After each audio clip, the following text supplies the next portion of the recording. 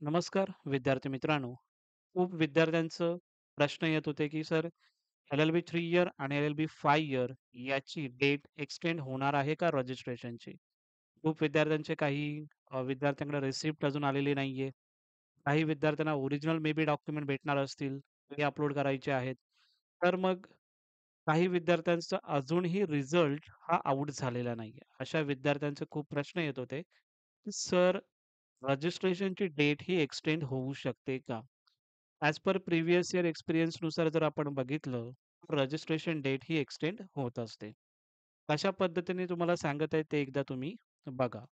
Admission portal आपण open केलेलं आहे आणि त्याच्यामध्ये जर आपण बघितलं एम-बी-एचं जर आपण बघितलं, तर काही जे रजिस्ट्रेशन आहे त्यांचं सुद्धा रजिस्ट्रेशन हे एक्सटेंड झालेलं आहे. म्हणजे बघा registration for the CAP has been extended till 11th जुलै 2025 म्हणजे 8 जुलै एम-बी-एची डेट ही काय होती? 8 जुलै होती. म्हणजे आजची डेट होती. करेक्ट आहे. आणि ते डॉलर साइन दिलेलं आहे. याचा अर्थ एक्सटेंड अजून होण्याची शक्यता जास्त आहे. करेक्ट?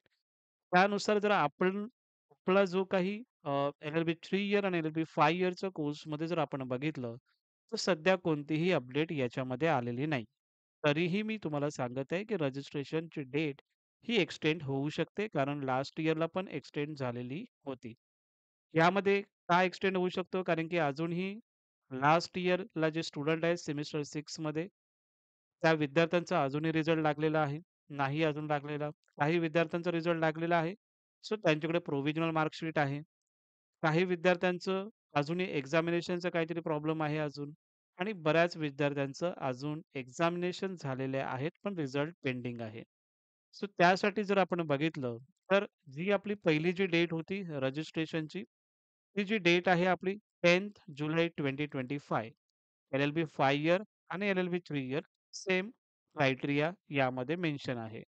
10 जुलै 2025 पर्यंत तुम्ही रजिस्ट्रेशन हे करू शकता. म्हणजेच काय, फॉर्म फिलिंग करू शकता.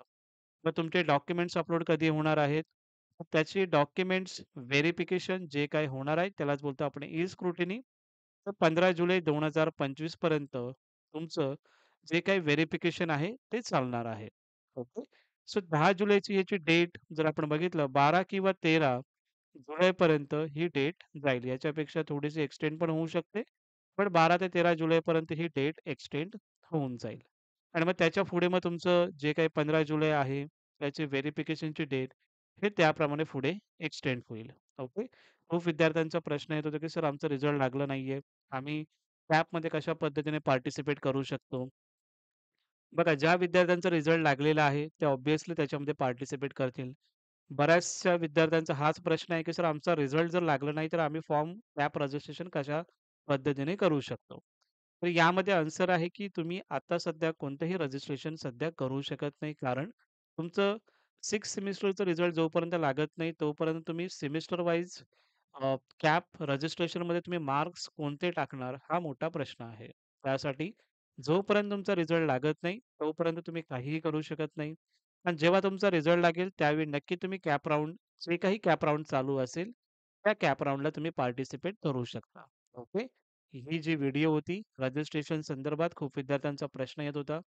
दुसरं रजिस्ट्रेशन जे काही आहे, ते आपलं एक्सटेंड होणार आहे का किंवा नाही? याबाबत एक व्हिडिओ बनवा. त्यासाठी एक प्रॉपरली एक डेडिकेटेड व्हिडिओ तुम्हाला बनवून दिलेले आहे. मे बी याचा तुम्हाला फायदा नक्की होऊन जाईल. Thank so much. तुम्हाला जर हा व्हिडिओ आवडला असेल, तर नक्की या व्हिडिओला लाईक करा आणि हा तुमचा चॅनल आहे, तर डेफिनेटली याला सबस्क्राईब करण्याचा प्रयत्न करा. Thank so much.